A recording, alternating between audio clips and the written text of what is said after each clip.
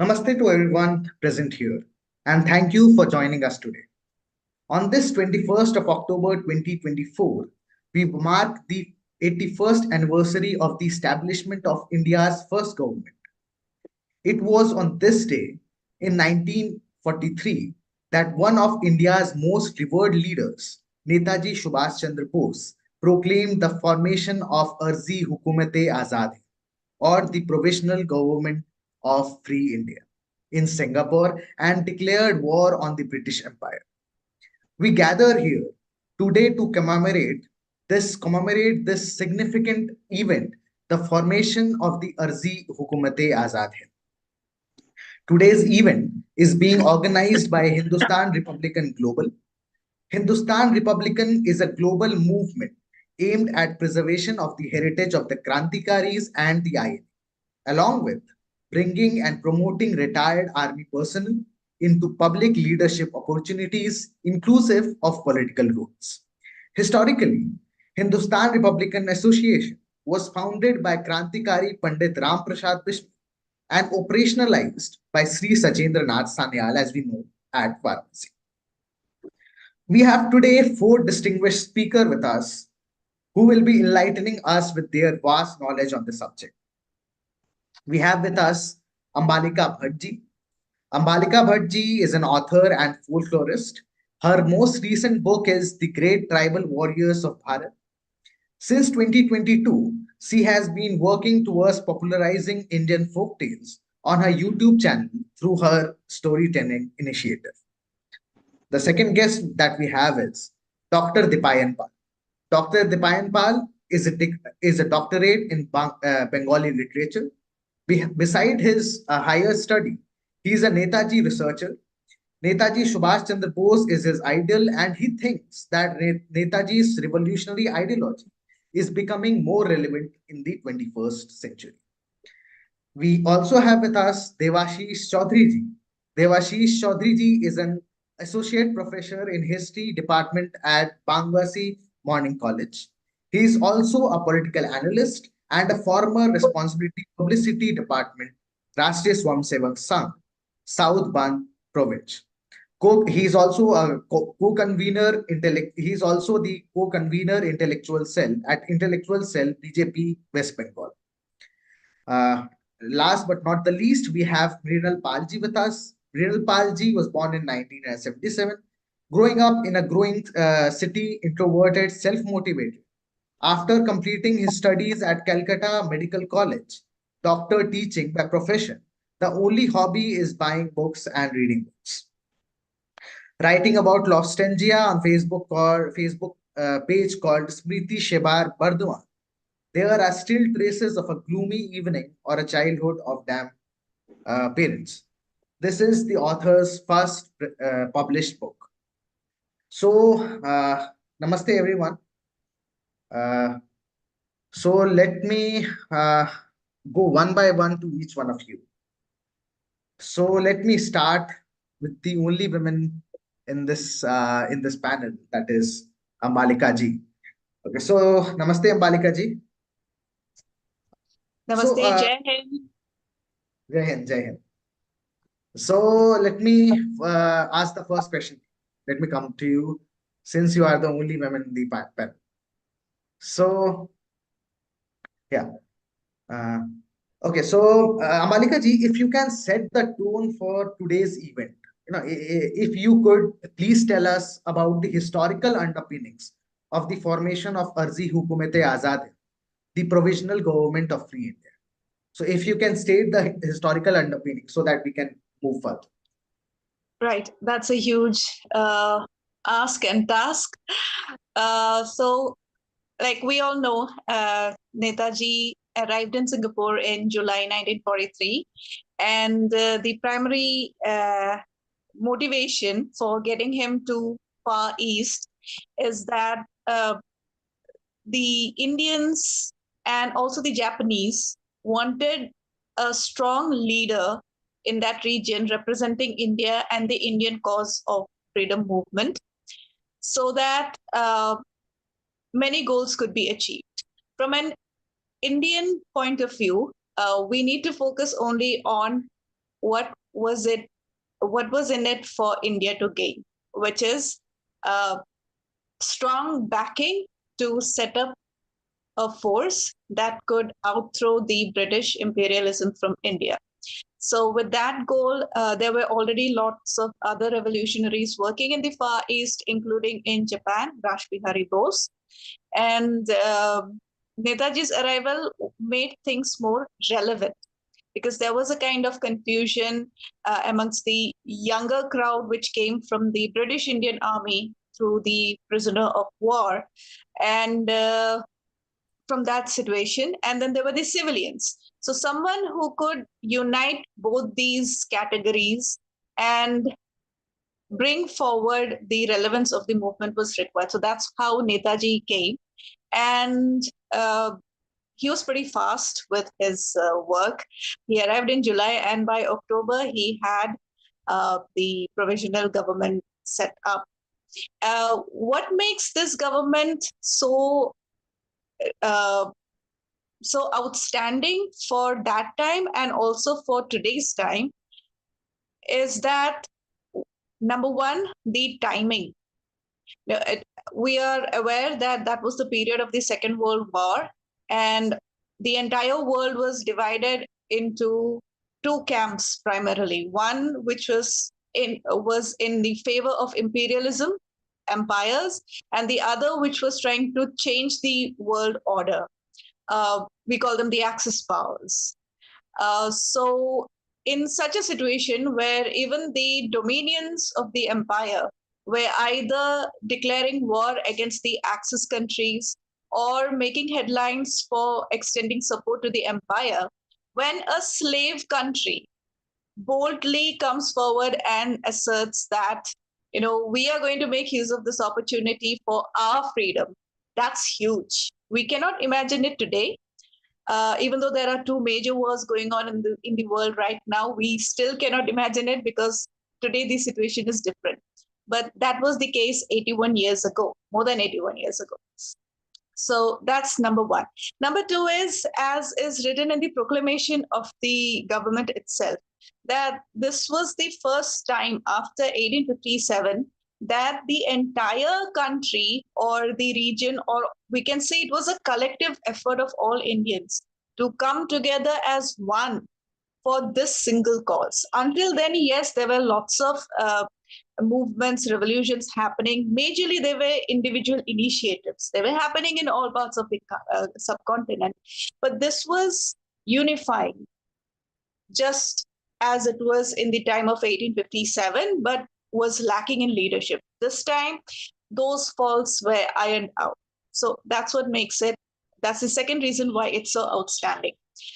Third is, there was this myth created by the Britishers that, Indians, they cannot rule themselves, they cannot govern, they are not capable. It is the white man's burden.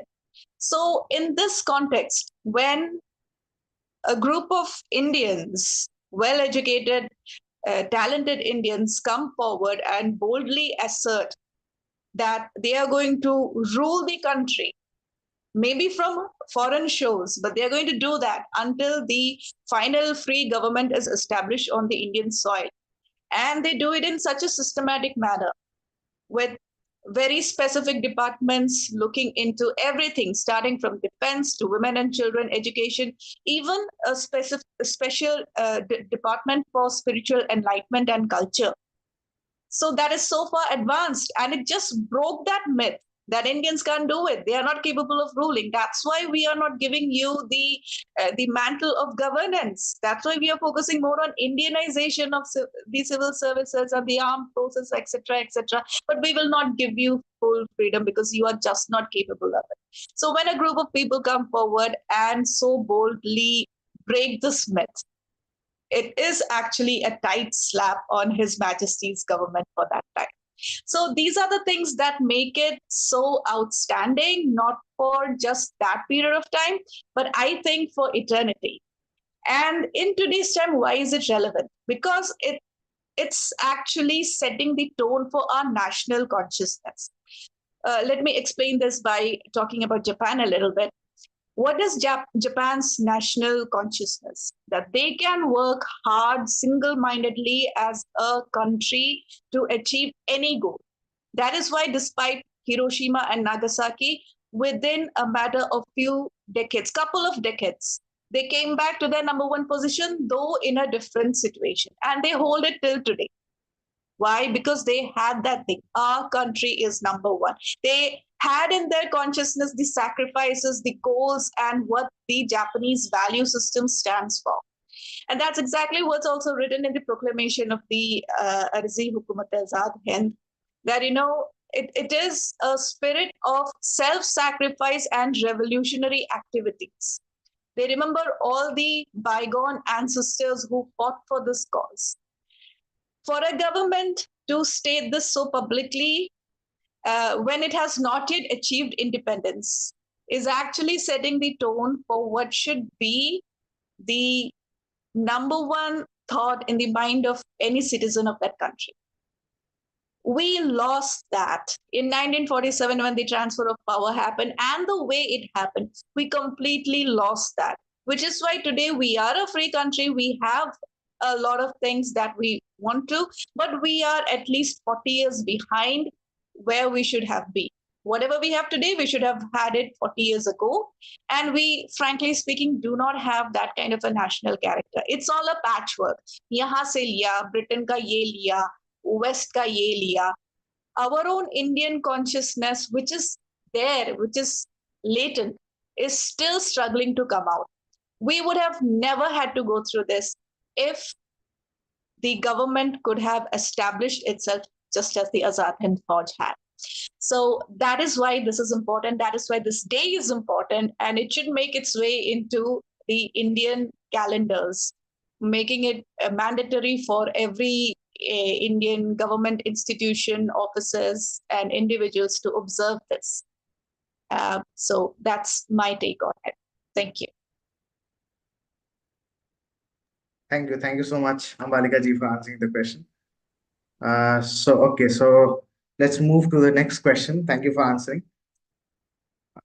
Okay, so since Ambalika ji enlightened on the historical underpinning, if I may bring Devashish Chaudhary ji into the spotlight. So, Namaste Devashish Chaudhary ji. So thank you for coming first of all, and I need to ask you, why was the need felt to bring up Azad Hind Fauj? Did formation of Azad Hind Fauj challenge the established leadership of Indian National Congress? Also, if you may highlight the ideological differences Netaji had with Gandhiji and Jawaharlal Nehru. The major issue here was that the breaking point. The breaking point, in fact, was the question of, there were two questions: the question of non-violence and the question of the socialistic way of thinking of Netaji Subhash Bose. We must understand that from a very incipient stage, from the very early on, he had a left of center thinking. Netaji Subhash was the architect of the Bombay Plan, we all know, which had the seeds of the five-year plan, planned economy, which had the seeds of planned economy.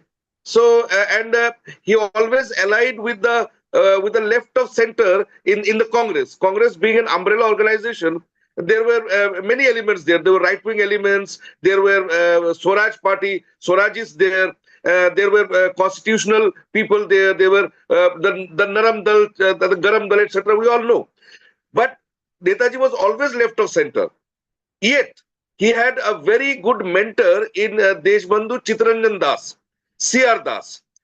C.R. Das being a very prominent Congress leader of Bengal, he had certain very different ideas from Gandhiji. Gandhiji had very strong ideas about non-violence, satyagraha, etc., etc. But Netaji, we have always seen that even in his youth politics, he was in fact involved in a physical assault on one of his professors in the Scottish Church College, where he was studying. So from his very youth period, and he also liked to dress up in military uniform when he was a youth leader. and do some marches on the road, the military style organization. He was quite attracted towards that, and he believed in that. This is one point, the point of violence and non-violence. And the second point, as I had already hinted upon, was the left of center thinking, because Gandhi was very much he was very much in favor of he did not like the communists or the leftists. In fact, he want Gandhi's political philosophy was the village Swaraj, Gram Swaraj, in which the private enterprise of the lower classes and the private enterprise, he said the capitalists were the trustees of a country's wealth. So he was very much with the capitalists. But he wanted a welfare state, obviously. All the congressmen wanted that. But these are the two basic points on which there was difference between Gandhiji and Netaji. The left way of thinking, in which the state would control the industries, there would be centralized economy, there would be planned economy, etc., etc. Whereas Gandhiji believed in Gram Swaraj, the village autonomy, decentralization, not so much centralization. But Netaji believed in centralization of not just politics but also economy. This is one factor. Secondly, we find that in the internal politics of Congress, very soon we find there are other esteemed people also here. There are the professors from Bengal also. They might attest what I'm going to say, support what I'm going to say. There was a certain kind of deviation from the kind of nationalism that Bengal school, if we may coin a term, the Bengal school of nationalism, of which you made some mention, like the Hindustan Republican Association was started by Sachindranath Sanyal. Now, revolutionaries like Sachindranath Sanyal, they had their background in the Swadeshi Andolan, in the anti-partition Bengal, anti-partition of Bengal movement of 1905, 1910, 1911, that movement, the Swadeshi Andolan. Now, Swadeshi Andolan is the culmination of the late 19th century and the 19th century Bengal Renaissance, Reformation of Bengal, Renaissance of Bengal, and Hindu revivalism. Now, this is a very controversial thing. When as we speak today, we make very sweeping statements, very sweeping meanings, that Hindu nationalism means it has to mean fascism. Hindu nationalism has to mean Nazism. It has to mean totalitarian regime. So we are bracketing many meanings in our political parlance of today.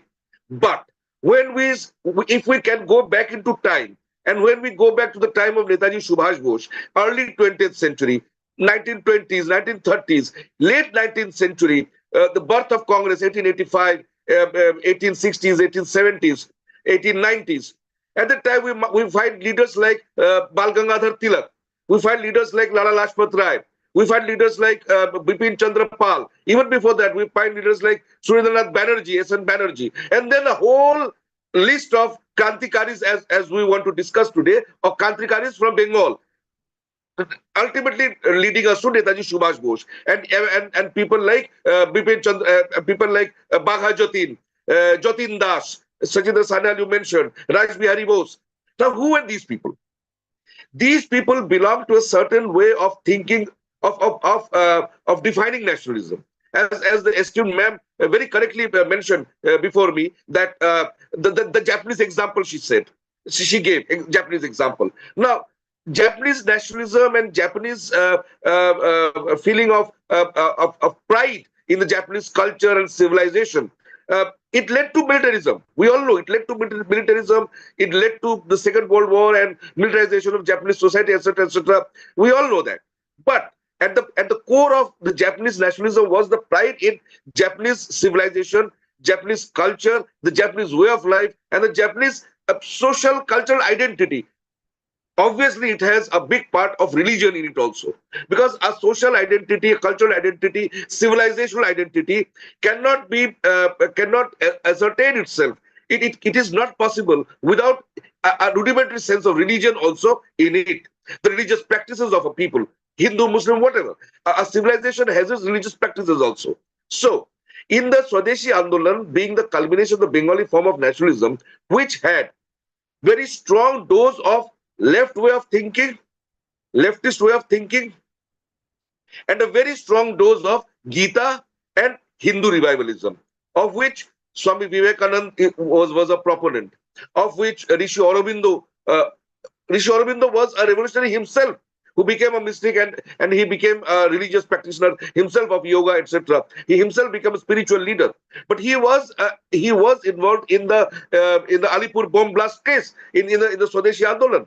He was involved in bomb blasts, and this revolutionary way of thinking had a very strong element of Hindu revivalism. Now, when we talk of Hindu revivalism, we might get into some controversies. But if we try to understand that period, and the way society and culture was evolving in that period, we find that Indian society, Bengal society, for a long period of time, had been ruled by elements who were, quote unquote, at least non-Hindu, might not be anti-Hindu. We know the Nawabs of Bengal and the Sultans of Bengal, Bakhtiyar Khilji and Murshid Quli Khan and Alivardi Khan, Reza Khan. These were the rulers of Bengal. Before East India Company came into Bengal, the Muslims were the rulers of Bengal. Now, they might not have been anti-Hindu. Obviously, they might be anti-Hindu, they might be pro-Hindu, whatever. But at least they were not Hindu.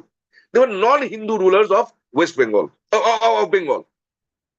In such a situation, we find Siraj-ud-Dawla. See how this narrative changes over a period of time. If I make a few minutes more extra of your time, how the narrative changes over time.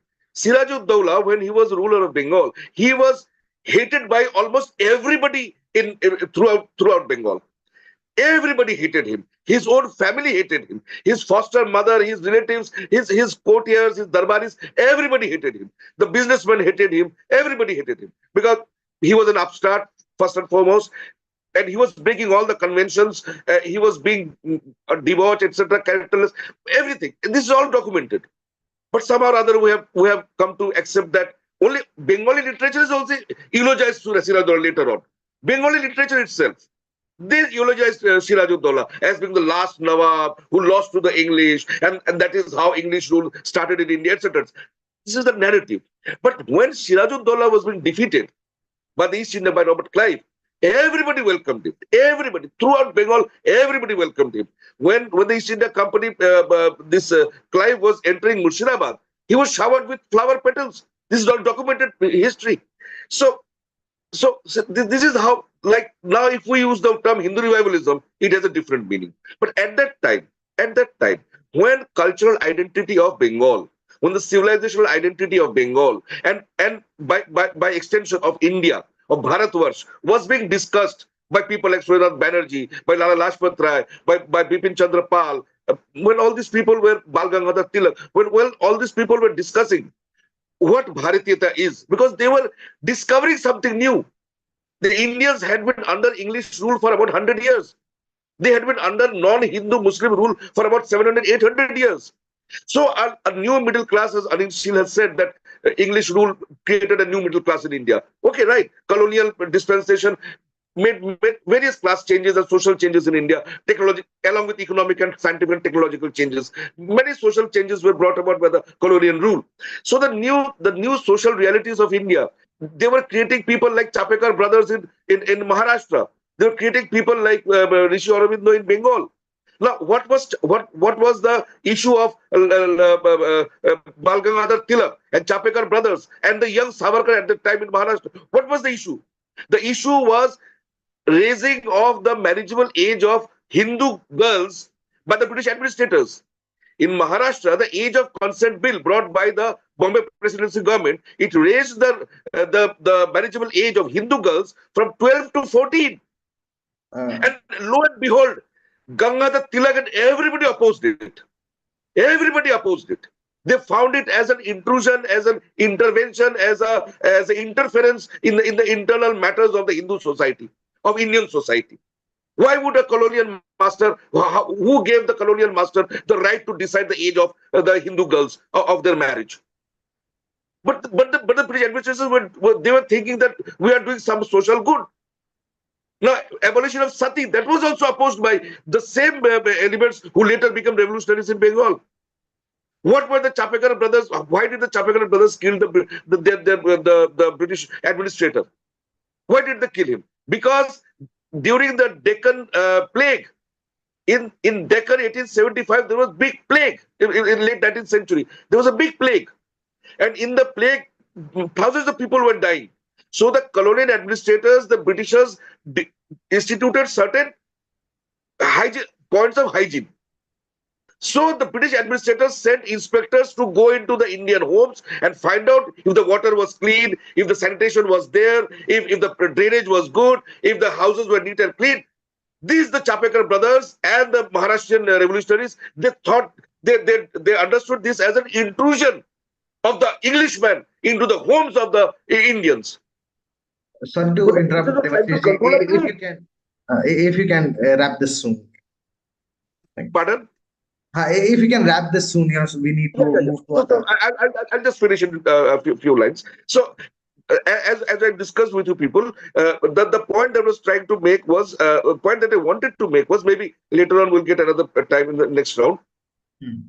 was the element of Swadeshi Andolan in the, and Netaji's inspiration from Swadeshi of Rishi Aurobindo. I had discussed it with a friend of yours, that I would like to say a few words, that these revolutionaries of the pre-communist age. Now we must understand that when communist intervention takes place in an organized form, when the Communist Party is formed and there is a Politburo established after M.N. Roy, obviously, and other Dange, etc., other the communist people. When an organized communist movement is established in India, then various languages and various terminologies of revolution is established. But before the organized communist intervention, there was only one language of the revolutionaries, of the freedom fighters. That was the message of Gita. And Rishi Aurobindo is the biggest example of this. And Rishi Aurobindo, Swami Vivekananda were the biggest inspirations for Netaji. Netaji had a left way of thinking, but he was a quote unquote, the late 19th century, early 20th century Hindu nationalist. Now, if we say Hindu nationalist today, it would have a different connotation, altogether different meaning today. But as per history, he never forgot to do his Kali Puja, Netaji, throughout. But his RSA Hukumat and his Azadin Fauj had all the top brass from Muslim regiments, and all his soldiers were 70%, 80% were the Baluch and the Pashto and the Afghan and the Pathan regiments, the Punjabi regiments. His maximum followers were from Punjab, but he never forgot Muslims from Punjab, but he never forgot to do his Kali Puja throughout. We got your Even when point, in Devashish. Congress. Now, we So, got your so, point, Devashish. so Now let us. I will just Ji, finish. ji, ji, I, I, please. I will just finish with one thing. Okay, I digress, totally digress. But what I had prepared was the Uttarpara speech of Rishi Aurobindo. In the Uttarpara speech of Rishi Aurobindo said, after which he left active politics after being incarcerated for about 2 years or 1.5 years. And of the 1.5 years, the last 2 months, he was in solitary confinement in the Alipur Central Jail in Calcutta. So after the solitary confinement, when it came out in 1909, he gave this speech in Uttarpara, where a group of young nationalists, quote unquote, again Hindu, they had invited him for a speech, and he said that in the jail he met Bhagwan Krishna. He met Bhagwan Krishna, and this is the same kind of things we find in Netaji's writings also. How Netaji saw Ma Kali in his dreams, how Ma Kali was instructing him what to do and not to do. Rishi Aurobindo said the same. Bhagwan Krishna came to me came to visit me in a solitary confinement, and Rishi Aurobindo asked Bhagwan Krishna, "Why are you giving me this pain? What wrong have I done? I have tried to free my country. I have tried to do good to my countrymen, the poor people, the destitutes of my country who are being exploited by the English. I want to free them. Why am I suffering like this for my activities?" Then Bhagwan Krishna said, "See, when you are suffering, even I am suffering. Your suffering is my suffering. Your actions are my actions. Your thoughts are my thoughts. Whatever you are doing the purpose of the divine. You are doing what I want you to do. And that is where Rishi Aurobindo said that Bharatvarsha has to become a great nation with its soul, by its own soul. And the soul of Bharatvarsha is Bhagavan Krishna, Ma Durga, Bhagavan Ram, Kali. This is the soul of Bharatvarsha. If these are not there, there is no Bharatvarsha. And Bharatvarsha with becoming great again with its soul intact would be the task of Bhagwan. It will be the work of Bhagwan. ये भगवान का काम करना होगा. This is at verbatim. This is what he said in Bengali in Uttarpara. देशेर सेवा आज के भगवानेर सेवा. देश की सेवा आज भगवान की सेवा है, ईश्वर की सेवा है. क्योंकि ऐसा मुझे ईश्वर ने कहा है, भगवान ने मुझे आके कहा है कि भारत को महान बनाना ये भगवान का काम है और हर भारतीय को करना है. जिसको जिसमें विश्वास है उस भगवान का नाम लेकर उसको करना है. This is what I want to do. Thank you, sir. Thank you so much, Devashish ji. So, thank you for the answer, and let's move to the other speaker.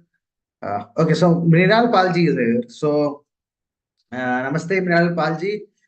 If you may tell us what was the significance of the formation of the Azad Hind Fauj, मतलब Azad Hind government in मतलब internationally, not nationally, but did it create any impact internationally? This is what we need to know from you. So, definitely, this government was a very important for our freedom movement. We know that 21st of October 1943, this provisional government was established under the leadership of Netaji Subhash Chandra Bose in Japan. And this government has a great impact in international politics also.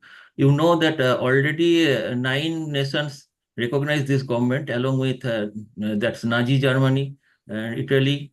Along with that, you can get the example of Croatia, the Manchurian portion of China, and then your Macau and Thailand, etc. All the governments, 9 countries have recognized this government, and also they get a letter from the Valerie of Ireland. That is an indirect recognition from the Irishman, and also from the Stalin. Stalin has also wrote a letter. Stalin was in another power, on the opposite power in the Allied forces there. Russia was in the Allied force, but he congratulated Netaji Subhash Chandra Bose, the first Prime Minister of India. So this government has a great impact internationally also. This government gives us confidence that, they can see, consider the situation of that time India. It is in 43. So already there is Congress is there. There are different political opinions are there. There is Congress, and there is Muslim League, Hindu Mahasabha, and also the communist parties are came into the action. So some are against the war, some are against the fighting against the British, some want to support the British during the war. Afterward, they want the freedom. So these are they have their own reasons, but they are actually Indians are divided in different religion, different concepts, etc. But this government shows to total world that they can fight unitedly. Indians can fight unitedly. They in this INA force, you can get the example of Hindus, Muslims, Isais, and also the Sikhs. They all fight together and give the example of the unity of Indians. And second is thought that the British Empire was greatly threatened by this INA force also, because they have to face 2 things. From the outside, they have to face the INA and Japan alliance force, and the Indians from the inner aspect of India, they are also in favor of the INA, because the Indians को अभी पता चला था कि हम लोग का भी एक वाहिनी है, एक सेना वाहिनी है, एक नेशनल फोर्स है. जो रासबिहारी बोस जी का एक ड्रीम था, it was a dream of Raspberry Bose that he can build up a national army like the Italian national army formed by Mazzini or Garibaldi. He has ultimately had formed this army, this national force actually formed by the Raspberry Bose, and is handed over to Netaji Subhash Chandra Bose. So this army give the confidence to the Indians that we have a national force. We can form a government. We can run a government. Already Avantika जी ने, अंबालिका जी ने बताया, we have the confidence that we can run our state, we can run our government, we can run our country. This confidence was also very important for us and also important for the other countries also. So they had to admit, the British or USA or the Allied force has to admit that this country can rule this own country. And the Raspberry Bose has raised the slogan that Asia is for Asians.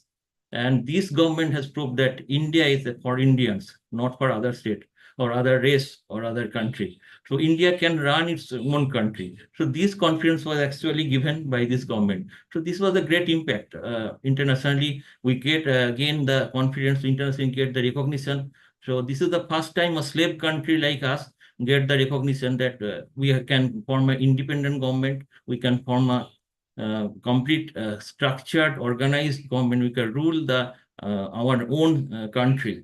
So this is the impact. I think this is a great impact, which has actually given by this government.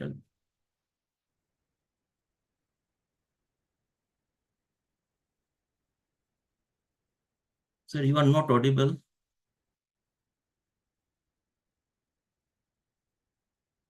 Others, ji, you are not audible. Sorry, I was on mute. Yeah, so thank you so much, Mrinal Balji, for answering. Now let me bring Dipayan Palji into the picture. Namaste, Dipayan Palji. Dipayan Namaskar. Palji. My internet promo is getting very low. That's why I told you that to give my slot earlier. Ji. I didn't reach, the message didn't reach me, therefore. Okay, Sorry. no matter. Dipayan Palji, how did the Azad Hind government manage its resources, government, and military strategy while functioning as government in exile? So, matlab, how did it manage? Because we all know that it was the government form in exile. So, how did it manage to manage its resources, governance, etc.? Okay. First, I want to congratulate you and all audiences who are listening on the eve of 82nd anniversary of the provisional government of Free India. So this is a very significant day because in 1943, Netaji Subhash Chandra Bose established the provisional government of Free India. The government was completely sovereign and independent. And by this government, Netaji Subhash Chandra Bose want to move the Indian freedom movement on its own revolutionary way. So, Azad Hind government was a revolutionary government in that context that this government had several wings, several independent wings. Like Azad Hind government had their own banking system. So this is very significant. And Azad Hind government had the military wing called Azad Hind Fauj. And that Azad Hind Fauj drove the British out of Imphal and Kohima. The Battle of Imphal and Kohima, we have known from eminent historian that the Battle of Imphal and Kohima, Azad Hind Fauj won both Imphal and Kohima battle. So this is the significant way that Netaji Subhash Chandra Bose wanted to lead India as the independent country. And the resources, which was your question, that the problem of resources of Azad Hind government. Azad Hind government was the government of exile, but this government was supported by the imperial Japanese government. So there is no question of difficulty of resources in initial stage, but in the later one, we have known that the difficulty would occur on the supply line and etc., the military equipments and so on.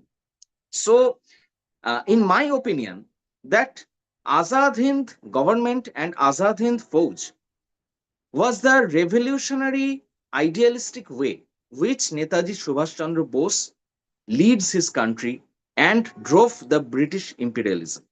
Because Azad Hind government was recognized by 11 independent countries. This was not a government in exile that Netaji recognized his government and no other country recognized this government. No. 11 independent country recognized Azad Hind government or Arzi Hukumate Azad Hind. Like Germany, Italy, Japan, Croatia, Nanking, Manchukuo, Burma, and so many. And it is very significant that Russia, led by Joseph Stalin, Russia also recognized Azad Hind government privately, not on the full scale, because they had the allegiance to the American and the British. But on the contrary, they supported and they recognized Netaji Subhash Chandra Bose's Azad Hind government. And after 1945, when Netaji disappeared from Taiwan, he landed on the land of Lenin and Stalin.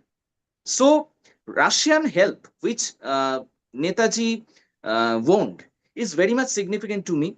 And I have to say that Azad Hind government is the true independent government, and not 15th August, 21st October is our real Independence Day, because the Azad Hind government, which was formed at 21st October on 1943, this was completely independent and this was not a Dominion government.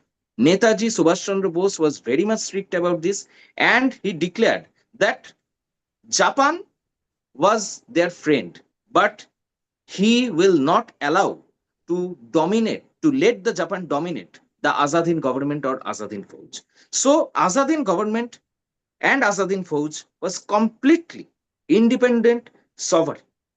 But on the contrary, if we see the 15th of August 1947, so this was, in my opinion, a completely black day, because which we have gained at the 15th of August 1947. This was merely a partial independence or partial autonomy, rather to say, and it was the dominion status which British imperialism had given to Nehru Patel. This is very much significant because 15th of August, which was occurred on the contrary of the bloodshed of partition, and this was the Dominion Day. I have to say repeatedly that 15th of August, which we have gained on that day, was completely a dominion. British rulers set their puppets on the Indian subcontinent. But 21st October was completely different. Netaji Subhash Chandra Bose's government were recognized by so many countries on the Axis power. And that's why when after 1946, after the INA trial, which was occurred at Lal Kella, at Red Fort, at Delhi, when the Indian subcontinent's women and children and all people have known the glorious movement of Azad Hind government and Azad Hind Fauj led by Netaji Subhash Chandra Bose, there was a huge, overwhelming aspiration to gain India's freedom. And the allegiance which British Indian Army referred to their British masters, this allegiance was broken after INA trial. And the whole country stood up with one slogan, Jai Hind, Jai Netaji. So Netaji Subhash Chandra Bose completely give us the independence. We have achieved the independence just because of Netaji Subhash Chandra Bose and no other else. And his glorious movement of Azad Hind government to create the Azad Hind government, and militaristically Azad Hind Fauj movement towards Imphal and Kohima gained the aspiration. And at 1947, British had to give up, and the nefarious British imperialism had broken in 1947 just because of Netaji Subhash Chandra Bose's Azad Hind government and Azad Hind Fauj movement. So it is very much significant to me that on the eve of 82nd anniversary of Azad Hind government, we are celebrating it. But I have to say one thing, that the central government, our Prime Minister Narendra Modi, on 80th or 79th, there is 1 year, Narendra Modi celebrated the Azad Hind Diwas. 21st October, Azad Hind Diwas. But after that, the central government became mute on the 21st October 1943. So there is a pledge to the central government, to all of us, that please recognize the 21st October as the true Independence Day of India.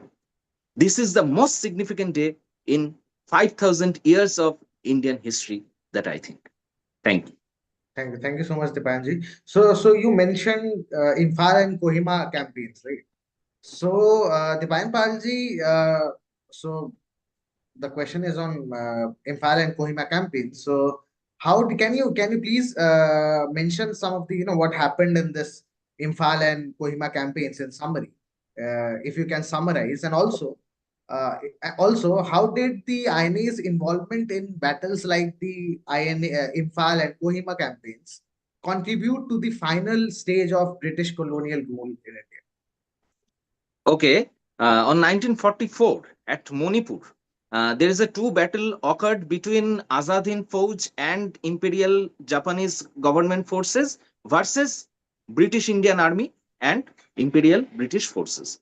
So on that battle on Imphal and Kohima, Azad Hind Fauj, despite being the lack of resources, because on the 1944 the scenario of the war has become very difficult on the context of Japanese and Azad Hind Fauj. So there was the difficulty of resources. It is inevitable.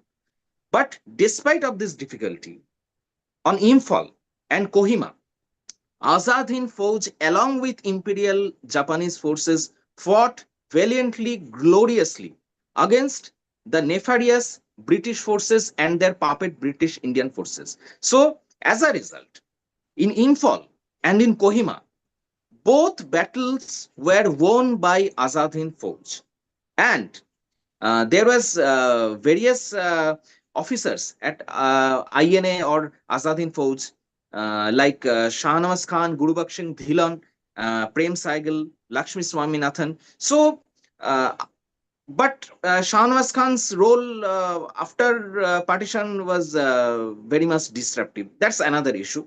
But your question was that on the Battle of Imphal Kohima, so Yes. what's the result of become India as a free country? So after the INA trial was occurred to get the INA officers and get the INA soldiers and hang them according to the British imperialist government's rule. But when the masses of India, the Indian masses, stood up against the British imperialism on 1946, whole Indian subcontinent was stood up on the name of Netaji Subhash Chandra Bose. One name, one leader, whole Indian subcontinent stood up. So, as a result, British have to get free on the three officers, Shahnawaz Khan, Gurbakh Singh Dhillon, and Prem Saigal. So, there is a huge impact and huge significance of Azad Hind movement or Azad Hind Fauj's glorious battles, which they taught and also they won at Imphal and Kohima. When Indian people have known the glorious battles of Imphal and Kohima, they stood up against the British imperialism. And the fear occurred among the circles of British imperialism. That's why on 1947, there was no plan on the context of British that they get rid of India and they became India free at 1947. There was no plan. But just because of Netaji's Azad Hind Fauj movement, they had to give up and had become India free. So they correctly told that Netaji Subhash Chandra Bose was the number one enemy of British imperialism. Absolutely correct. There was no other leader who fought the battle directly, and there was no other leader which led the masses of Indian people so gloriously. So, as the result of Azad Hind Fauj and Azad Hind government and Netaji Subhash Chandra Bose, India became free at 1947. Thank you so much, Dipayan Palji. So again, let us come back to Ambalika Bhatt. So Yeah, can I Ambalika ji, just one sentence, maybe one ji, ji, sentence, ji, ji, ji. just when this cabinet mission plan was there for transfer of power, brother said very correctly, it was dominant status. It was dominant status in 1947. Absolutely. It was not a transfer of power. Transfer of Absolutely correct. Absolutely correct. Transfer of power and dominant status. And when the cabinet mission was there, the date fixed was in July 1948. July yes, June 1948 for transfer of at power. June But 1948. When Mountbatten came, he brought the date 1 year ahead. He said 15th August 1947. And Just later year on, of when later. Attlee visited India, Attlee told this story to the governor of Bengal that Governor. because of the naval mutiny, and naval mutiny was because of the INA trials. So when we saw that the Indian Navy had mutinied and the INA trials had such bad effect, negative impact on the British administrators, they brought the transfer of power date 1 year ahead, and in a very hurry they just left in August 1947. Thank you so much, both of you. So let us come back to Ambalika Bhatt. Uh, Ambalika ji, how did Subhash Chandra Bose's charismatic leadership inspire Indians in Southeast to join the INA and fight for India's independence? It was not easy, right, to mobilize Indians in the Southeast to join the INA, but he did. He did, successfully.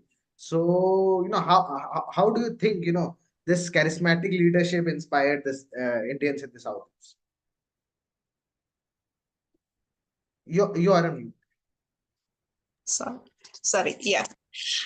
Before looking into the charismatic impact of Netaji, we need to actually understand the scenario under which the Indians were living in Far East, especially in Malaya. Our area of focus is Malaya because that's which is present day Malaysia. At the time, Malaya and Singapore, they were one. Later on, they split. So in Malaya, there were a lot of plantations, and the Indians who were living there, uh, majority of them, they were working in the plantation as workers. And the managers of these plantations were Australians or Britishers, and as expected, they were not treating the Malays and the Indians respectfully. To give an example, the workers could not wear clean clothes on a daily basis. Only if there was a funeral or something like that could they be expected, not expected, allowed to wear clean clothes. Otherwise, they had to wear dirty clothes all the times. And the areas where they lived, uh, that was designated as coolie lines. So, there was this kind of pay disparity and all, that's all well known, but this is very bad. I mean, it's a stab at your very existence, self-respect of being a human being.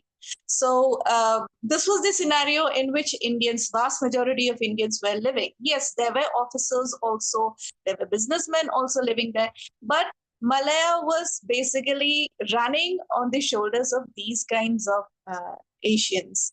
So in such a scenario, when a leader arrives who says very confidently that he can lead you out of this kind of a hell, obviously you will trust. And it's not that Netaji was very good only with his speech and presenting his ideas. He himself underwent a lot of trials and tribulations. He himself has mentioned many times that 11 times he has been put in jail. Every time he has been incarcerated, and it it was all visible because every time he went in and came out of jail, he was all flesh and bones. He was no flesh and all bones, sorry. So it was there for everyone to see. And he did not just show up in Singapore and Malaya at the invitation of the Japanese. Yes, that happened. But there was a whole backstory to that. How he escaped, we all know how he escaped from his Elgin Road residence, went to Germany, And most importantly, when your leader undertakes a underwater journey on a submarine and comes for you, I think it is something, these kinds of actions are something which even today will bowl us all over, and we will voluntarily come forward to say, yes, I trust you, because your words and actions are matching.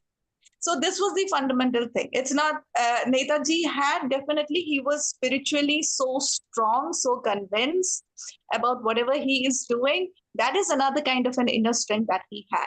On top of it, he had this kind of a grooming. He gave up his civil services position. He gave, and he did it respectfully. It was not like, like a rebel without a cause, like, in today's era, not like that. Even his resignation letter is so respectful. So when people see such a personality before them, so clear minded, so clear in his actions, there is no reason to doubt. Obviously, people will come forward.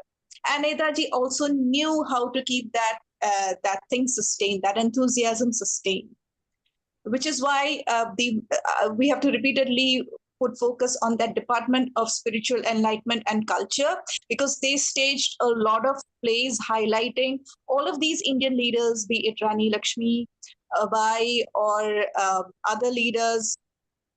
They were all repeatedly staged by children, by adults. There were music groups, and this was like constantly reiterating that this is who you are. This is the land I have come from, you have come from. Together, we are going to do this.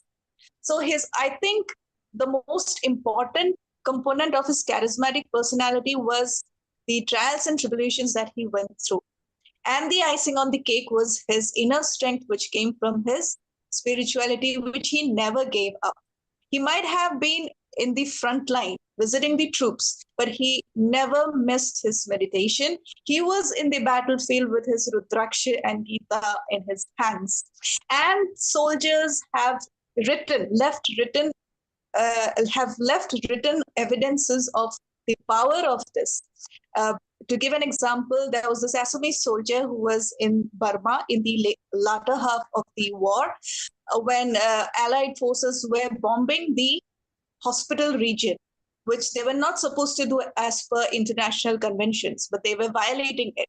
And the bombs fell all over.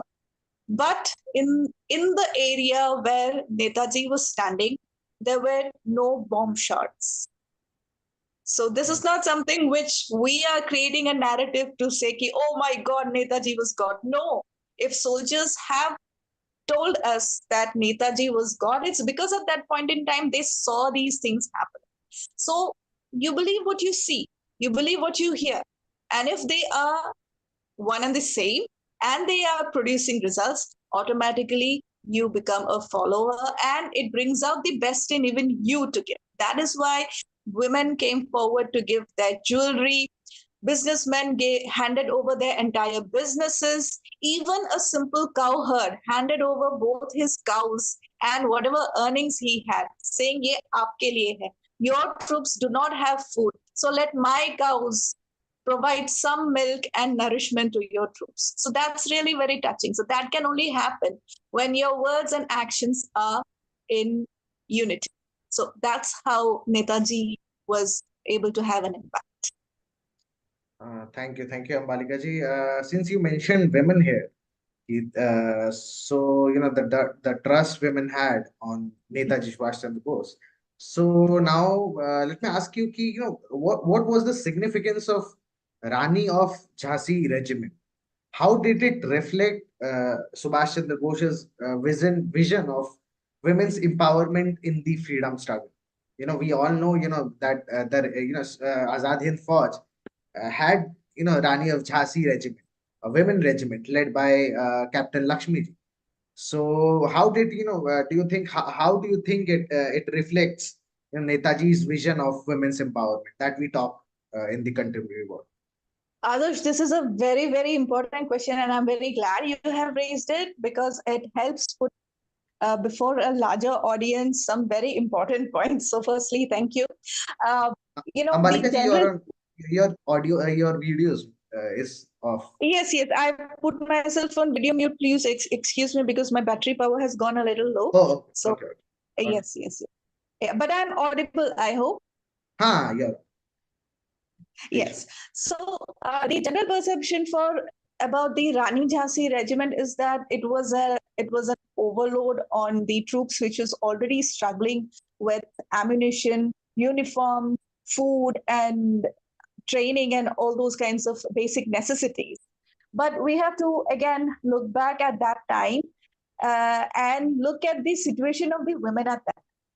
So this is 1940s that we are talking about, and unlike today, when we have a lot of women in workforce, women going out of home, at that time it was not so common. It was made worse by, okay, I have to sound a little harsh here, but you call a spade, so that's it. To be honest, Gandhi's views on women's place was not really very favorable. To quote, for example, Gandhi's stand was like, if a man is misbehaving with a woman, then it is the woman's responsibility to shield herself, not uh, you know uh, become physically defensive, not hurt that man, and if required, she should kill herself if it comes to the worst case scenario. So uh, this was his opinion, and he publicly advocated this. Now, this is really not a very practical approach. Firstly, secondly, it doesn't show women as equal, as being equal to winning, being a human being. So that's really not fair on women on any part of the world. Coming to Far East, once the Japanese arrived in Singapore, they had Singapore under their control. Uh, there was a section of the Imperial Japanese Army which was notorious for a lot of crimes, even though they were very specifically told that you will not indulge in looting, plundering, atrocities, especially against women and children. They came from a section of Japan where rough behavior was dominant. So the army did not have control over them beyond a point. So Netaji had to ensure protection for his Indian sisters. And the only way he could do that is to have women also empowered to deal with this kind of a situation. Telling them that, if you are attacked, you should, just fall at their feet and beg for mercy. That doesn't work. So the only way this could be done is to give women that confidence that you can defend yourself, because the men are anyway out on the battlefield. So who is going to be in the homes defending the mothers and sisters and daughters? So this was actually mandatory. And Netaji's own personal views were also that women need to have this. His exact words were, women should not be walking like their feet are going to get entangled in their dress and they're going to fall down. So they need to be very bold and need to walk with confidence. So this was one thing. And another thing which people do not know is that he had given permission to each of these Ranis to have a bullet, so that in the worst case scenario, they use it on themselves. It never came to that, but this was a provision made for them. So that is why Rani Jhansi Regiment is important. So when Indian women in India see that a bunch of militarily trained women are coming in from Far East who are fighting the Britishers, imagine the kind of confidence little girls and mothers and all the helpless women are going to get. And that's going to be so transformative. So, and this was like, women were working in non-combat roles even in the Allied forces, but in proper combat, this was the first time in history that there was a women's force. So many firsts, they might not have seen active action, but simply by existing, they made a huge impact all over the world. Even today, there are researchers who come in to understand the mindset that went into training those little girls. Majority of the Iranis were 14, 15-year-olds. Very few were adults. So all these little girls who are so enthusiastic to do, imagine the kind of transformation they have undergone post independence in their married life, or even if they didn't choose to marry. So huge. Rani Jhansi Regiment, by their very existence, made a huge impact, and they are very inspirational.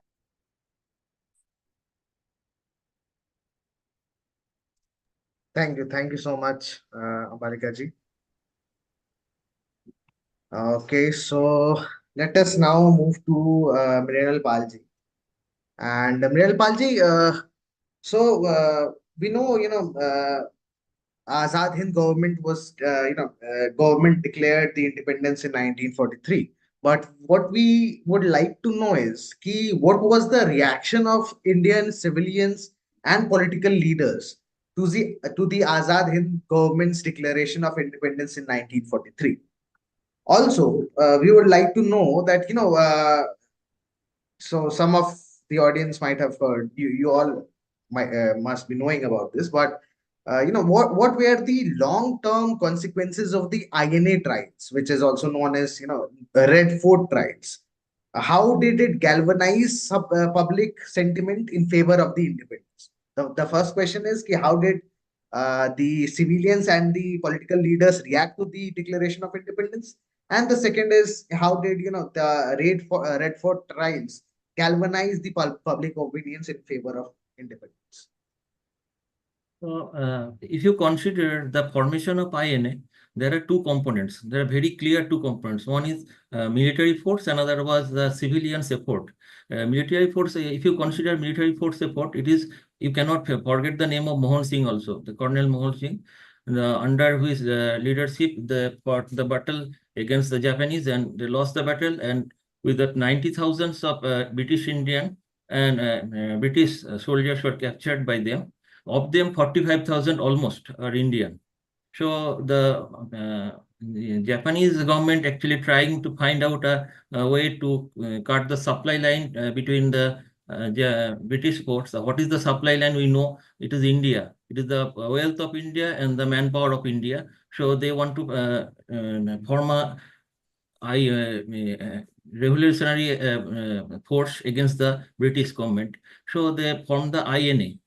This is the initiation of INA by Fujiwara, the F organization of that Japan. After that, there is IIL, that is Indian Independence League. It is the purely organization of civilians of that time in Bangkok, Malay, and also in Japan. It is formed by there are two components of this IIL. One is formed by Rasbihari Bose.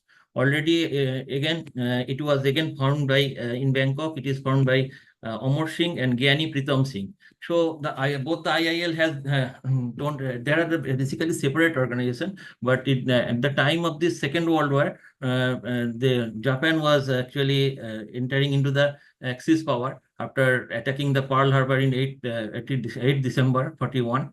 So Rasbihari Bose took the advantage of this one, and he wanted to form a soldier, as not soldier, an army against the British rulers. So the IIL and the INA, both the form total administrative force of INA, and INA actually born under the leadership of Mohan Singh, and the IIL led by Rasbihari Bose. So the civilians has a major role at that time in the formation of INA. Now, what is the impact of this declaration of this government in India? And unfortunately, the political parties and political leaders are not ready to accept this revolution in a positive way. Indian National Congress was not in favor of supporting the INA. They don't want to disrupt British in the time of Second World War. They are actually not in the mood to support the INAs in that time. If they can support, the history will be different.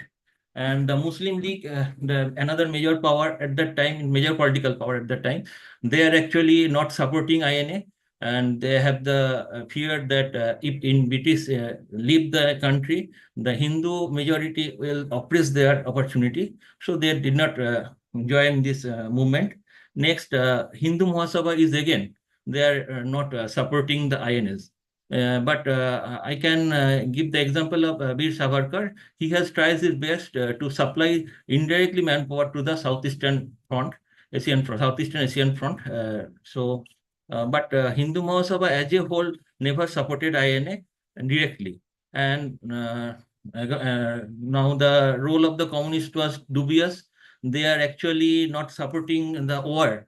They are against the war for the starting of this World War Second, and they are actually creating bond and strike, etc. Their agendas were there. Their industrial strike was going on in different parts of Maharashtra. And that time it's Bombay and Gujarat and also Bengal. So actually the political parties are not in the mood to support this movement of INA. If they can support, then history will be different. That time INA can free the India from the British Raj. So, but if you consider the role of the public, that common people, I think they are in favor of INA's movement in every square. But after you look at the post-war effect of INA, what happened, post-war effect of the Second World War, there are three events occur. One is when the trial is going on in Lal Kella, and it is that severe agitation came from the local people. They raised their voice against the trial of the INA heroes, the war heroes.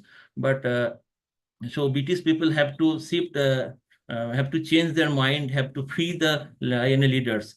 Number one, and you can recall the event occur in Nilganj in South Chobis Pargana, present South Chobis Pargana, West Bengal. At night, 4,000 INA soldiers were killed in a single night.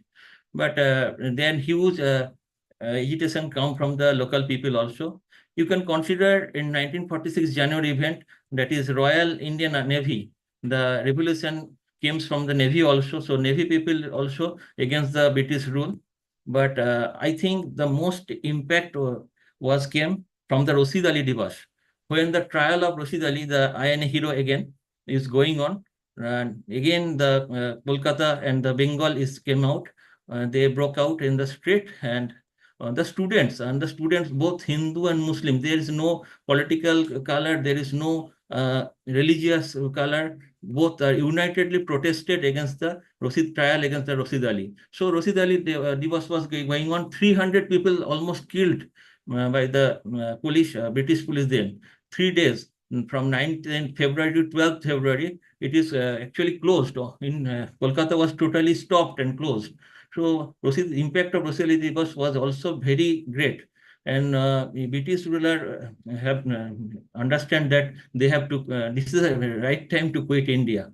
So this is the impact. Actually, I think if the politicians and political parties and inside the India have a few steps forward, they can forward few steps in support of this INA or Netaji Subhash Chandra led government, then India will achieve its uh, independence at that time only.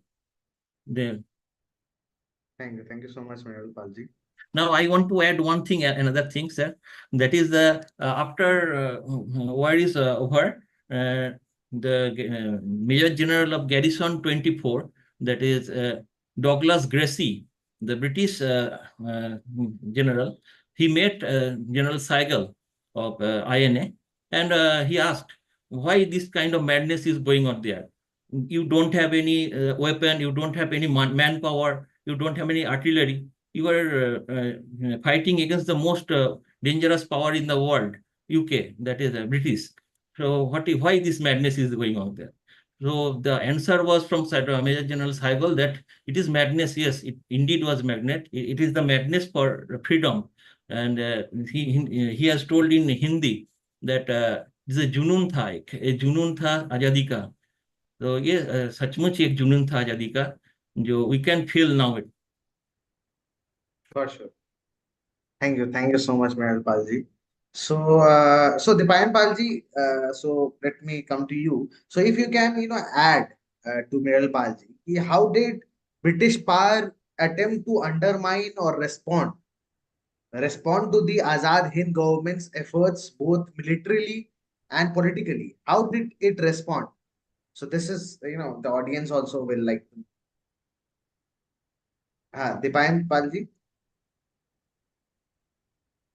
Okay, I guess he has some network issue. So Mrinal Palji, then if you can answer this question. What is question, sir? Ji, I'm repeating. So the question was ki, how did the British power attempt to undermine or respond to the Azad Hind government's efforts both militarily and politically? So they have reacted rightly. They have fought the war in the directly in the war field against the INA, and they, if you look at the strategy they have taken in the Southeastern Asian War, actually the war front was Rangoon and Imphal and Kohima. So actual war fought by INA in this area in Southeastern Asia. So first war in Moirang, and they have acquired, they owned the war in under the leadership of Colonel, I think it is Dr. It is Malik, under the leadership of Malik, and they have conquered few square miles of British Indian land. This is the actual victory in Moirang. If you go to Moirang now, you can find out they have rebuilt it. The government now the government have rebuilt it their headquarters again. So this is this very place of pride of the all Indians.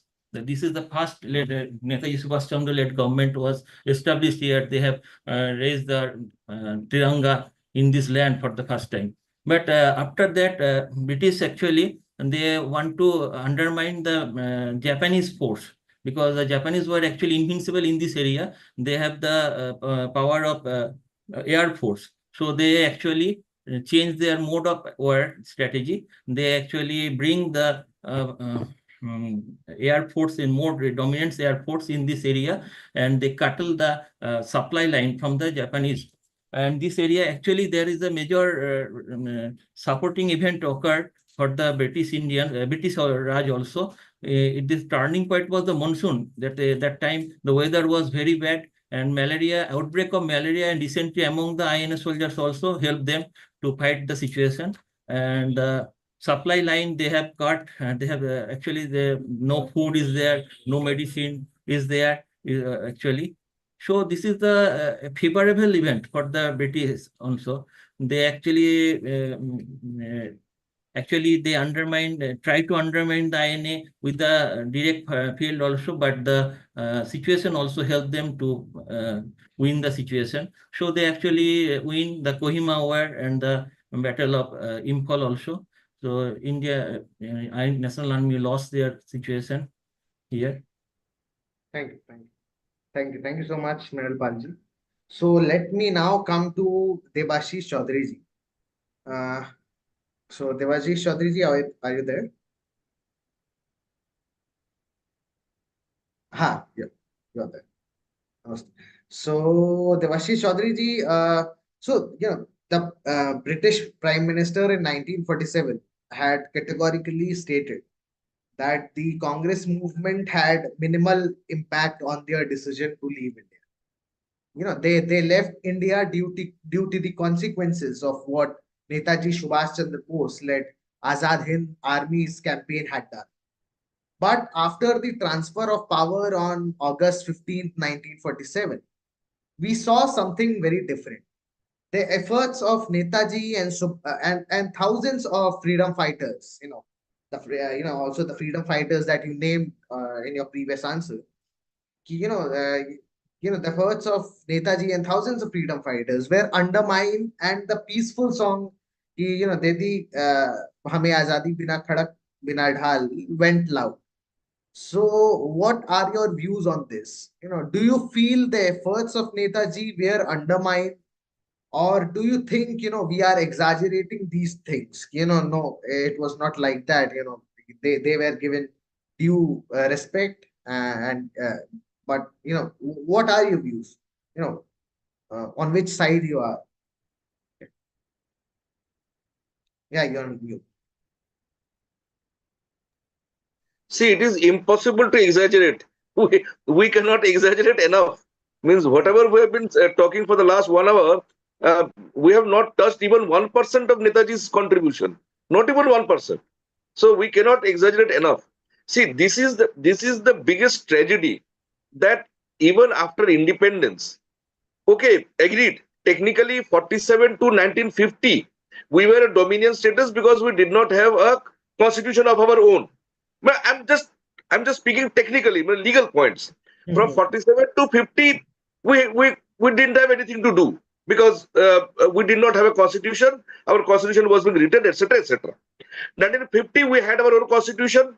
We became a republic. 1951, we had our first general elections, universal adult franchise, with one man, one vote.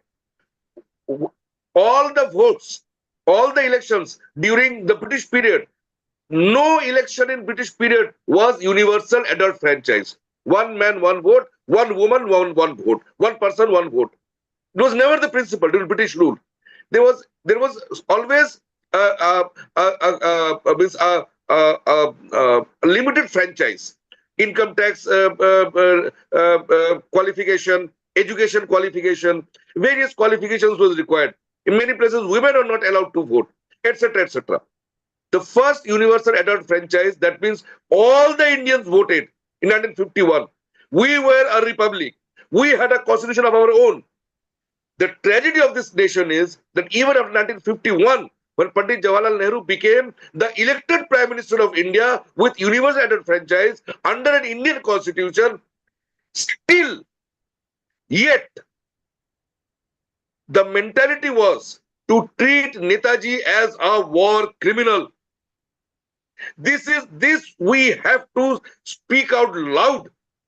Why was there this mental block?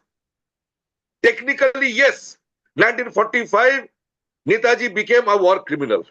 He became a war criminal for the English, for the Allied forces, not for us. Not for us.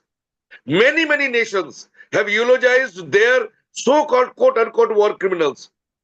We might call them neo-Nazis in Germany. We might call them neo-nationalists in Japan. But the Japanese people, they have revived many of their war heroes from the Second World War, who were quote-unquote war criminals. The Japanese have made films on Tojo. They have made films on the brilliant leadership of the Second World War. The Germans are doing it. So, see, there is something called being politically correct, and something which becomes anti-national. We cannot be politically correct to the level of being anti-nationals. I must congratulate the present government that till 1964, till Nehru was alive, the canopy in front of the India Gate had the statue of King George V. Only when Nehru died that statue was removed. And not till 2000, this 70, I forget the year, 2020 or 2021. No government had the courage to put another statue there, because King George V was there. Because King George V was there, no other statue could be put. Not even Gandhiji's statue could be put there. But the present government has put a statue of Netaji Subhash Bose in that canopy, under that canopy, which had George V statue. So this is a big symbolic value, that Netaji's statue is at the same place where the King of England's, the King of Great Britain's statue was there. We replaced the statue of the King of Great Britain with the statue of Netaji Subhash Bose. But the rest also has to be done. The rest has to be also be done. All the classified files have to be declassified. Still, some files are not declassified by the same government, because somehow or other, whenever the present dispensation from Pranab Mukherjee onwards, he was very important in the Mukherjee Commission. Not the same Pranab Mukherjee, but Justice Mukherjee Commission, which was instituted by our Vajpayee ji. In the Mukherjee Commission, Pranab Mukherjee gave testimony. And the major meaning of whatever he said was that we cannot stop treating Netaji as a war criminal, somehow or other. Why? Why this mental block? And do we know that till 1971, when Indira Gandhi ultimately took a Soviet turn, till 1971, in our home ministry, in our foreign ministry, there used to be a British liaison officer. He was a person deputed by MI6 to see all the correspondence regarding Netaji Subhash Bose. Till 1971, there is a liaison officer in our government of India appointed by MI6 to look into all the correspondence and files and records of Netaji Subhash Bose. What is this paranoia of the British with Netaji Subhash Bose? And why do we carry that paranoia? There is no need for us to carry this paranoia. We must celebrate the fact. Okay, all right. He fought with the fascists. He fought with Hitler. No problem. But he was fighting for Bharat. He was fighting for India. He was fighting for India. Again, I come back to my original point. See, Netaji's the due space if he is given in our history, in our present day narrative, then we have to bring into question the principles of Gandhiji.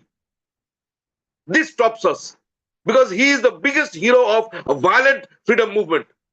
He is the biggest hero of the legacy pre-Gandhian freedom movement. See, Gadar Party, the Komagatu Maru incident.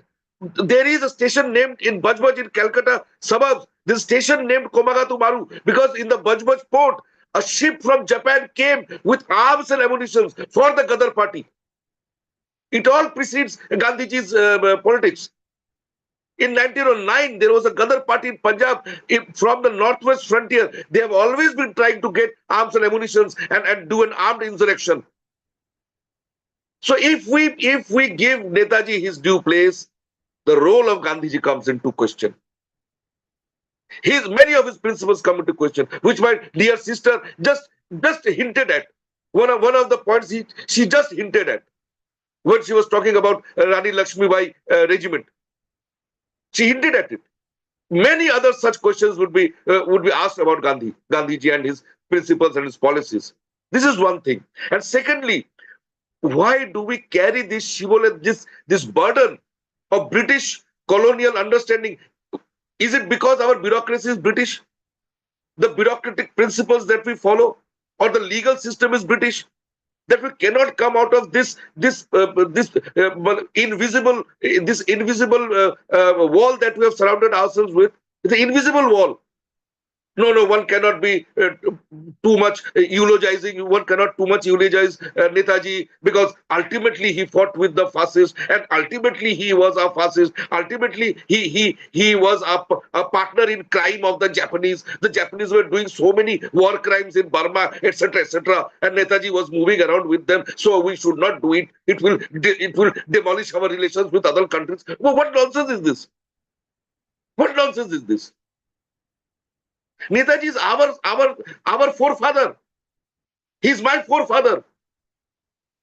However, whatever he is my forefather. That's all. And I have to be proud. I have to be proud of my forefathers. That's all.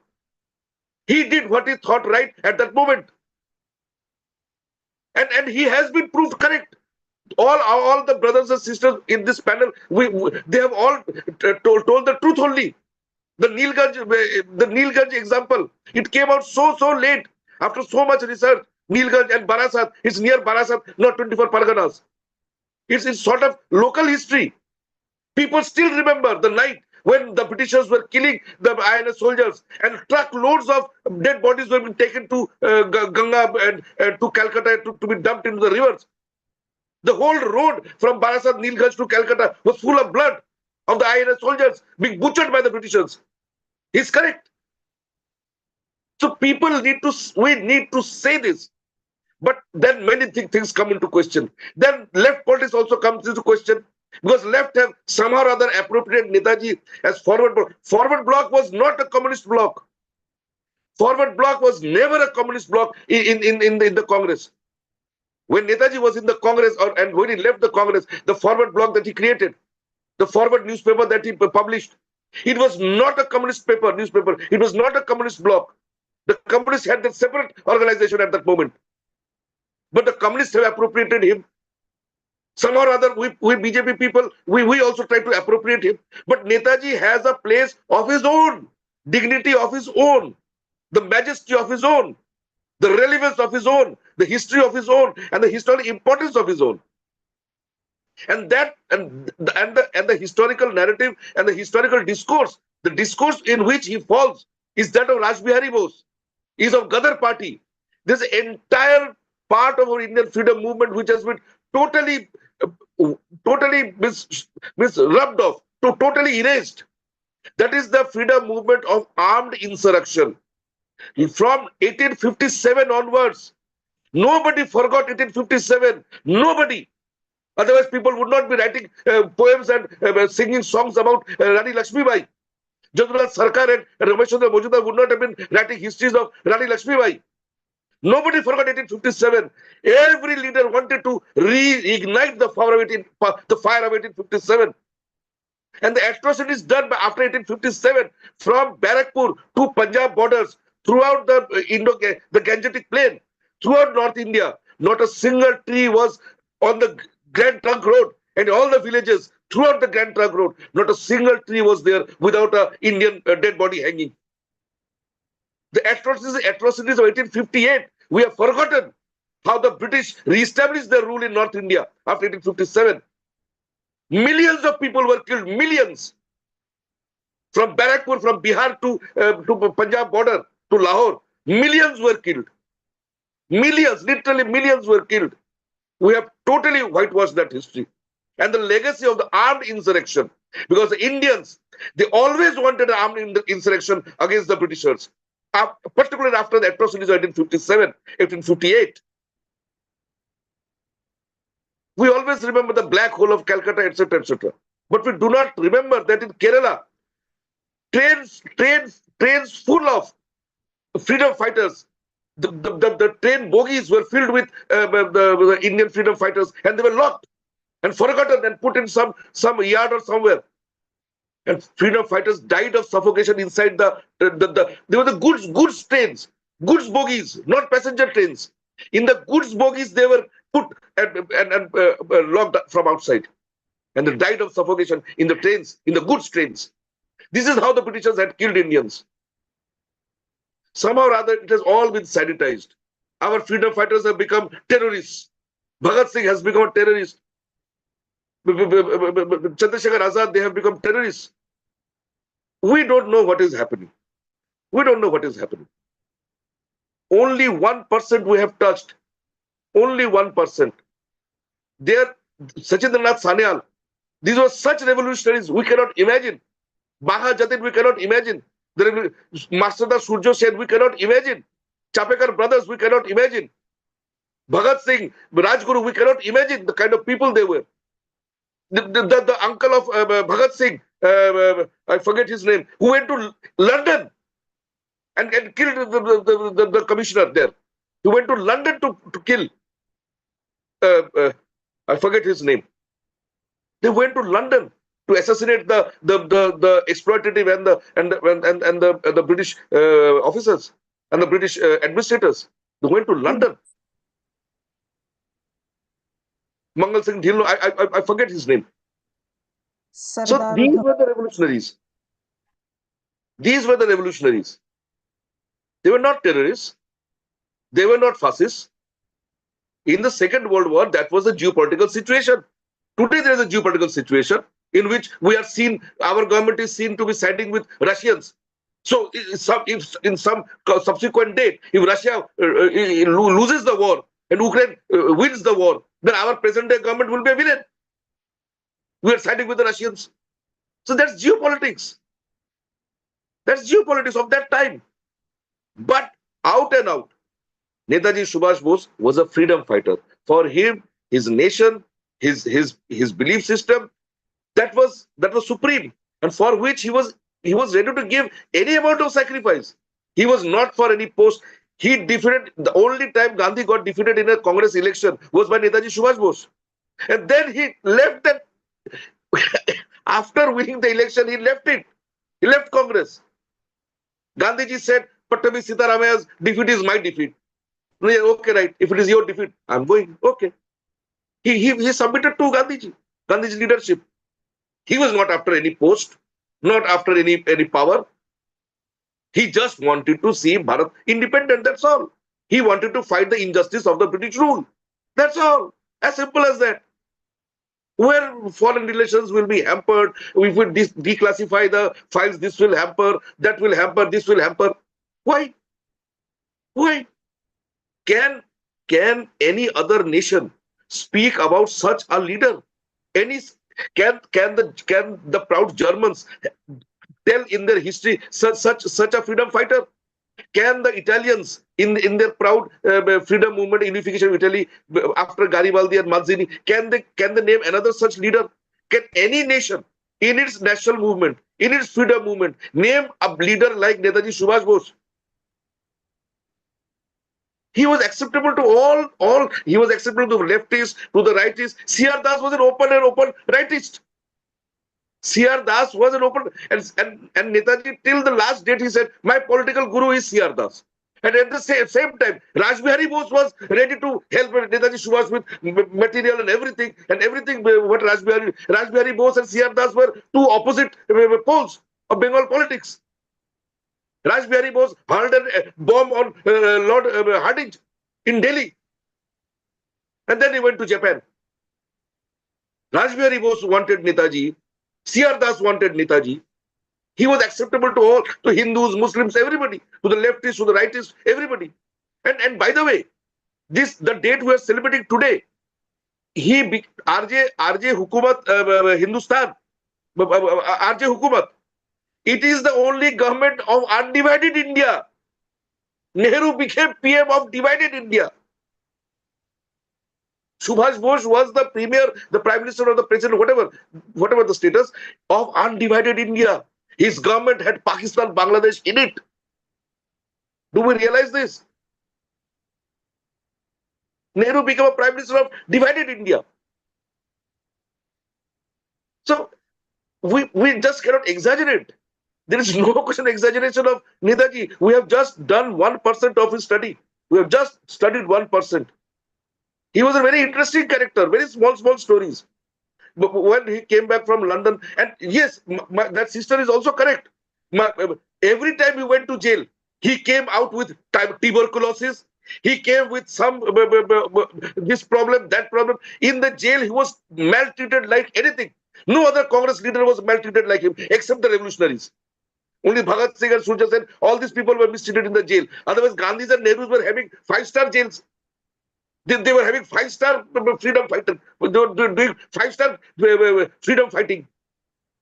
The only Congress leader who was so every time, and he became a tuberculosis patient because of all these multiple jail incarcerations. Permanent tuberculosis. Which Congress leader had tuberculosis? And then once he was coming back from London, somebody asked him, what is your the happiest or the highlight of your London visit? Bole, I had one very good memory. Well, what happened? Bole, I got my shoe shined by a white cobbler. Bole, एक अंग्रेज ने मेरा जूता सफाई किया. Now, this will sound very politically incorrect, but that was his sentiment. That when I went to London, there was a white cobbler who repaired my shoes. That is his way of thinking was totally different. Totally different. So we cannot exaggerate enough. Netaji's contribution we cannot exaggerate enough. There is no question of exaggerating enough. Now that there is one Anuj Dhar school, then there is one Purobi Rai school. There are various schools, but one thing is clear. This also we must establish that he did not die in a plane crash. That is clear. He did not die in a plane crash. Now, whatever happened, that's a separate story. Now let us move to the next question. Thank you so much for enlightening us. And let us move to other question now. So, just okay. So this will be the last question of this talk, since we are running out of time. And this question will be for all the panelists right here. So Dipayan Pal somehow somewhere mentioned the answer of this, and he somehow somewhere put this viewpoint of his. So I need to know the viewpoint of all three of you who are present here. So, the last thing which I want to ask all three of you is regarding the date of independence. Which date is more relevant to be celebrated as Indian Independence Day?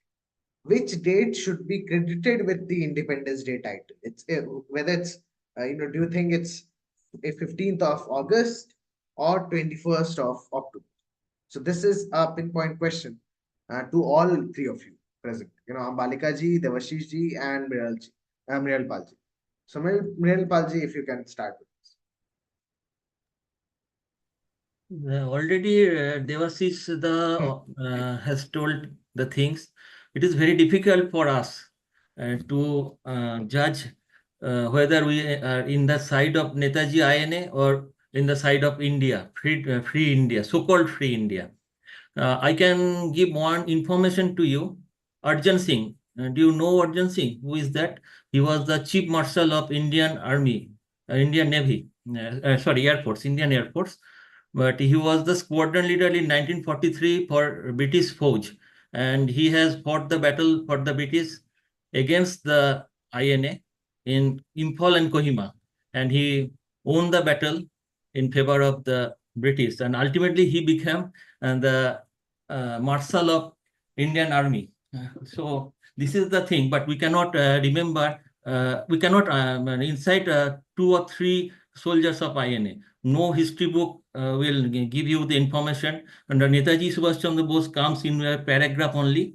And you can know Raspberry Bose, just one or three lines that the Lahore conspiracy and he has thrown a bomb to the Mountbatten, that things are going on. But you cannot forget you have lots of things to remember regarding Mahatma Gandhi and so-called freedom fighters, so-called freedom fighters, not Surya Sen. Master the Surya Sen is totally forgotten today, and I think he does not have the total. He does not know what is the actually his residence. Bangladesh was not his residence. India, it is divided India, and Pakistan is not his residence. But so the thing is getting complicated nowadays. So in my already Devashish had given the answer. It is undivided India. That is 21st of October. Their government was formed. It is undivided India. So this should be the Independence Day, actual Independence Day. And already Modi ji has cited that Netaji Subhash Chandra is the first Prime Minister of India, not Jawaharlal Nehru. I think this is the very initial step, but it's the right step. He is the first Prime Minister, we think, and 21st October should be the first, should be the independence of India. And this is the undivided Indian Independence Day. So this is my opinion in short. Thank you for putting your opinion, Mrinal Pal ji. So Devashish ji, if you can just answer the question in brief.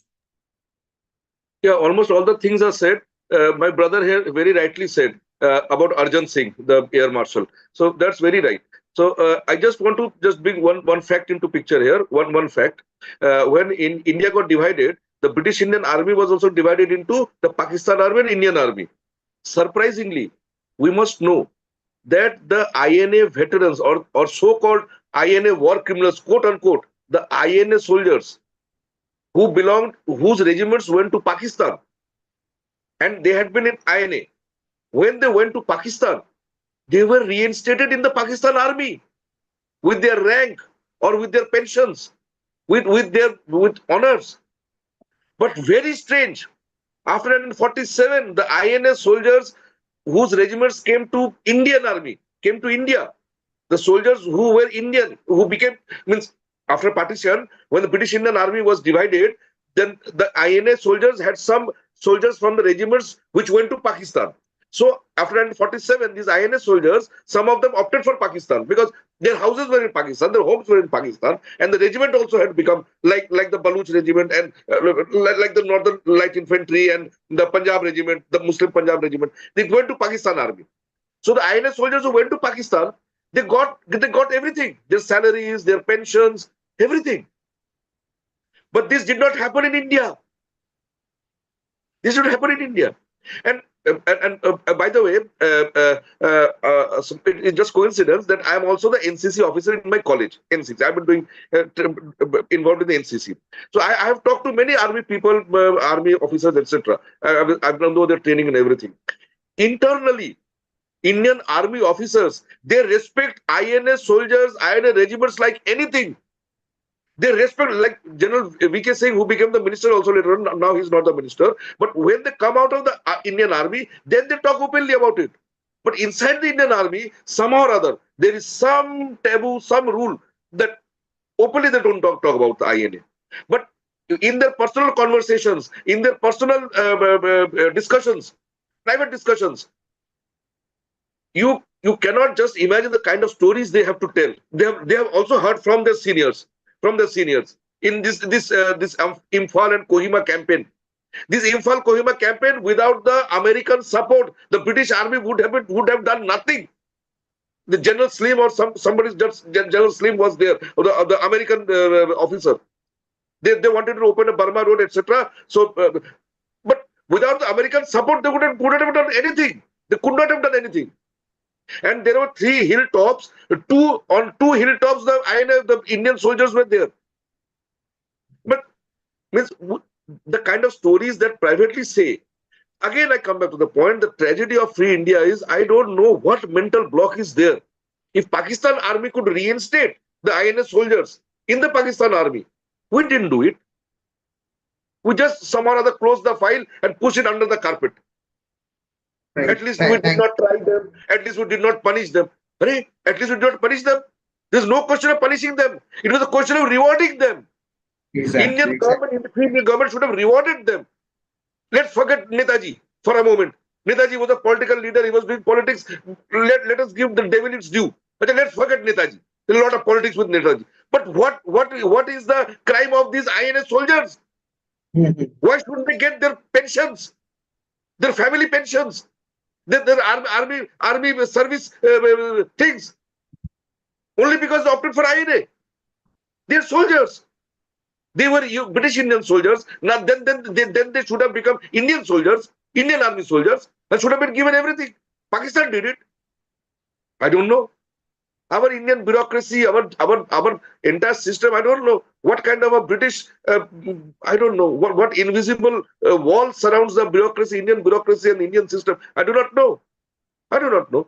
But this much I have privy to, this much I have heard in personal conversations and private conversations.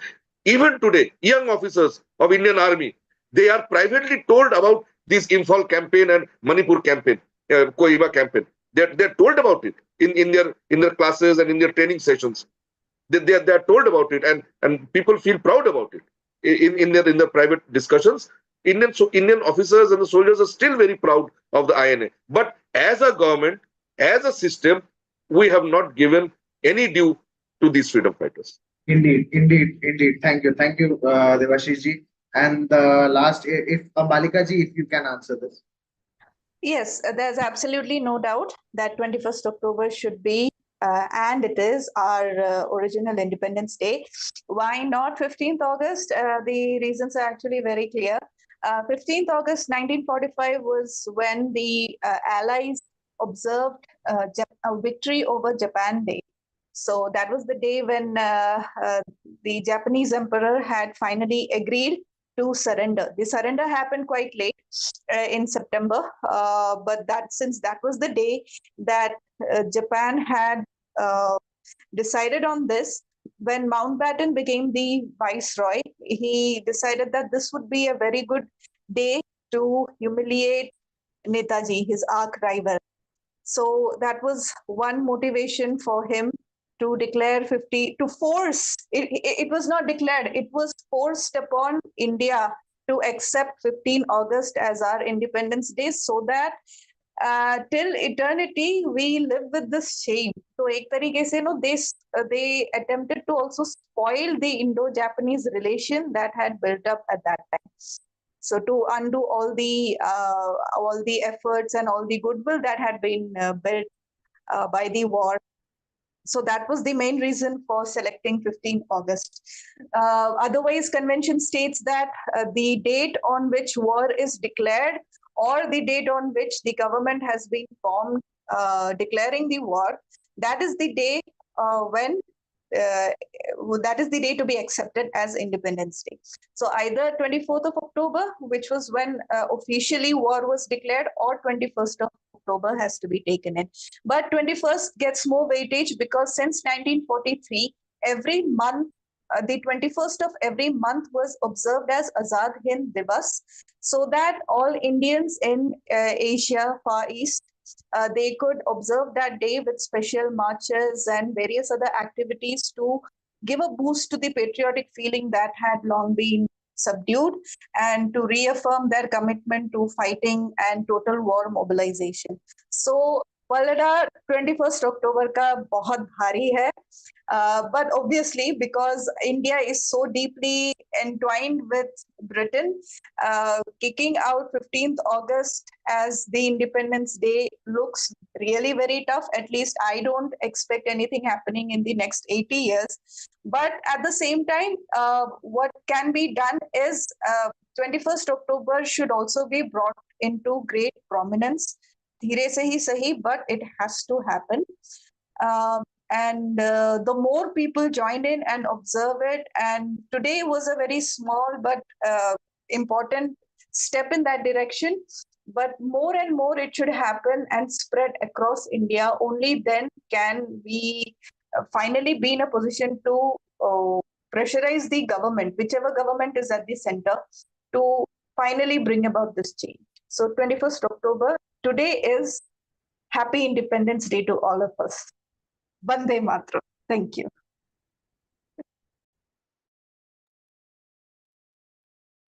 You're on mute. You unmute yourself. Oh, so sorry. So happy Independence Day to everyone. And since we are running out of time, so we need to wrap this session up. But I need to first of all let me thank all our four panelists: Devashish Chaudhary ji, Dr. Mrinal Pal ji, Ambalika ji, and Dipayan Pal ji had some technical issues, so he had to leave.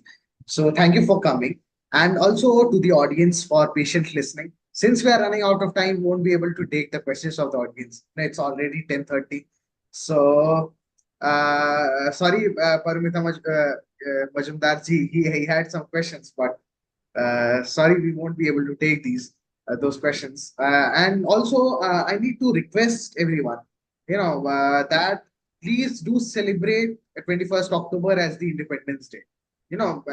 These talks will only do 5% good, to be honest. It won't do much until unless we step on the ground and celebrate these events. If until unless we don't step on the ground and celebrate 21st October as the Independence Day,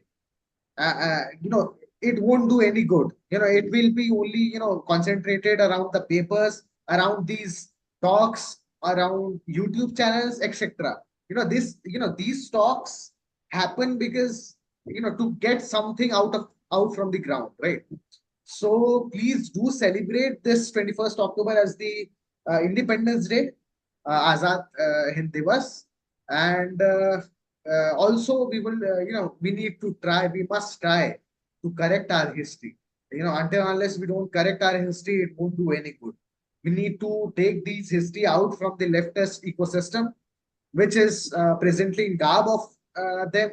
We need to take history out. We need to celebrate our Independence Day as 21st October. We need to read correct history. And with these words, I would like to thank all of you, and I would like to leave again the session. And thank you so much to all the panelists. Thank you, Devashish Chaudhary ji. Again, thank you, Mrinal Pal ji. Thank you, Ambalika ji. Thank you, Dipayan Pal ji. And thank you to the audience for patient and sincere listening. We will be back in another session with other enlightened speaker.